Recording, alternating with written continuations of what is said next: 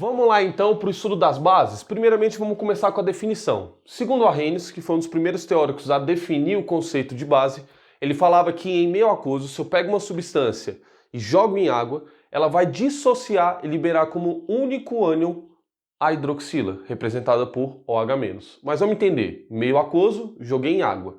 Dissocia. Por que dissocia? Porque as bases, elas são formadas por ligação iônica. Como as bases são formadas por ligação iônica, o que a gente tem então? A gente tem um cátion de carga positiva e um ânion que é a hidroxila de carga negativa. Eles estão juntos de acordo com uma atração eletrostática. Então a gente só vai dissociar, só vai separar essas cargas, tá? Então a base formada por ligação iônica, dissocio, separo essas cargas em meio aquoso. E como é que a gente identifica as bases? Através das propriedades organolépticas, ou seja, através dos nossos sentidos. Um exemplo seria o sabor, tá? As bases possuem sabor adstringente. Professor, que diabo é sabor adstringente? Vamos botar um exemplo aqui. O caju, quando a gente morde o caju, a gente tem aquela sensação de secura na boca. Justamente esse é o sabor adstringente. Toda base vai ter esse sabor, perfeito? Vamos lá entender como é que funcionam as reações de dissociação então das bases. Eu tenho aqui no seguinte, uma base ela pode ser representada por um B, que vai ser qualquer elemento, qualquer grupo que estiver ligado à hidroxila, e esse Y indica quantas hidroxilas eu tenho na minha base. Esse Y vai determinar muitas coisas, porque esse Y aqui, ele vai ser a carga do meu cátion, e esse Y vai ser o número de hidroxilas que vão ser liberadas pela base, tá? Vamos entender como é que funciona uma dissociação total. Dissociação total significa que eu vou arrancar todas as hidroxilas que tem na minha base. Então, NaOH só tem uma hidroxila, então eu vou arrancar essa hidroxila.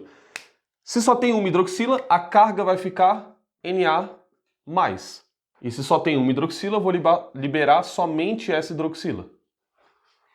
Agora, AlOH3. No AlOH3, o número aqui de hidroxila seria 3. Então a carga do alumínio vai ser 3+. Consequentemente, se tem 3 hidroxilas, eu vou liberar 3 hidroxilas aqui, porque é uma dissociação total. Eu vou liberar todas as hidroxilas que tem para liberar. Então, para o hidrógeno de sódio, essa seria a reação de dissociação total. E para o hidrógeno de alumínio, essa é a reação de dissociação total. Como é que seria então uma dissociação parcial? Dissociação parcial, eu vou retirar aos poucos as hidroxilas, uma por uma. Então, no hidrógeno de magnésio aqui, para arrancar só uma hidroxila, eu vou fazer o quê? Vou ter o MgOH e a hidroxila aqui, ó, OH-. Arranquei uma hidroxila, sobrou ainda outra aqui, porque tinha duas, arranquei uma, outra ficou aqui. Se aqui tem carga negativa, aqui vai ficar com carga positiva. Porque a carga do produto tem que ser igual à carga do reagente. Se a carga do produto aqui é mais 1 com menos 1, 0, a carga do reagente, 0 também. Perfeito? Essa parte aqui, ó, o MgOH+, eu ainda consigo tirar uma hidroxila. Então vamos pegar ele aqui e vamos jogar aqui para retirar essa hidroxila. Repara, se eu retirei essa hidroxila, ficou sem nenhuma hidroxila o meu magnésio. Se a carga do meu reagente é positiva, mais 1, aqui também tem que ficar positivo, mais 1. Se aqui é menos 1, aqui vai ter que ser mais 2. Tá? Porque mais 2 com menos 1 daria mais 1, que é a carga do meu reagente. Se a gente for fazer a reação global aqui, a reação global seria somar essas reações. A gente cancela o que tem do lado direito, produto, e cancela o que tem do lado esquerdo, reagente, que são iguais. E somando as reações e deixando apenas o que sobrou do reagente do produto, a gente vai ter assim, ó, MgOH2 formando Mg2+, mais duas hidroxilas, 2OH-. Saião, peraí, então quer dizer que a dissociação parcial, se eu pego a reação global dela, vai ser o mesmo que uma dissociação total?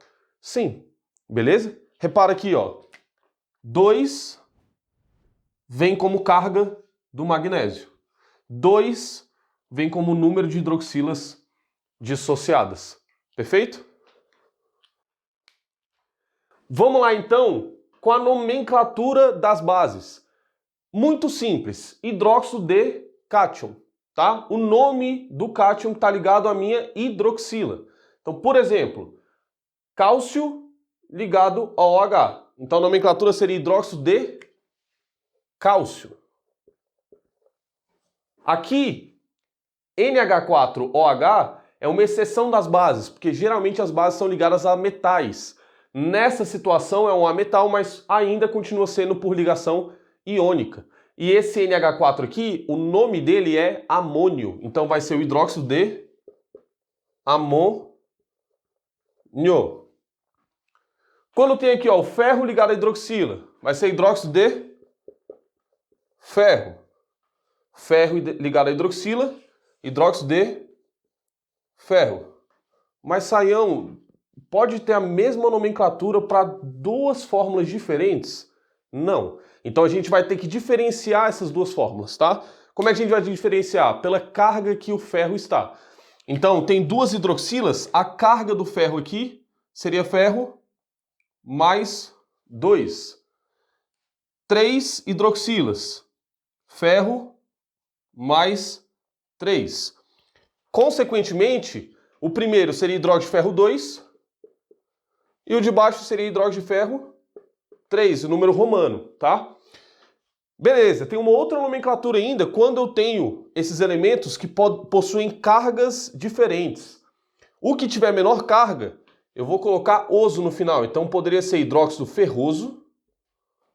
E o que tem maior carga, eu colocaria hidróxido férrico.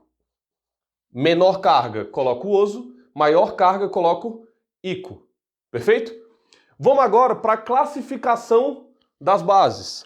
Em relação ao número de hidroxilas dissociáveis, se tiver só apenas uma hidroxila dissociável, que seria no caso do hidróxido de amônio, eu vou chamar ele de uma monobase. Se tiver duas hidroxilas dissociáveis, como por exemplo o hidróxido de cálcio, a gente vai colocar aqui e vai classificar ele como sendo uma dibase. 3 hidroxilas dissociáveis seria uma tribase, como no caso o hidróxido de ferro 3, ou hidróxido férrico. Se tiver 4 hidroxilas, seria uma tetrabase, assim por diante. Mas no geral a gente só vai ver bases com 4 hidroxilas dissociáveis, é o mais comum de aparecer, tá? Beleza, agora vamos em termos de força e solubilidade. A gente vai juntar tudo num só, porque dá pra gente trabalhar tudo ao mesmo tempo. Fica muito mais fácil. Então, primeiro, a gente tem que olhar para as famílias da tabela periódica. A família 1, que está na primeira coluna, seria as bases fortes e solúveis. Então, as bases formadas por lítio, sódio, potássio, rubídio, césio, são bases sempre fortes e solúveis. Quando a gente chega na família 2, que é do berílio, magnésio e assim vai, cálcio, estrôncio, bário, eu vou ter, no caso, bases fortes e parcialmente solúveis. Só que cuidado, presta bastante atenção. Faz um asterisco aí, ó, no forte.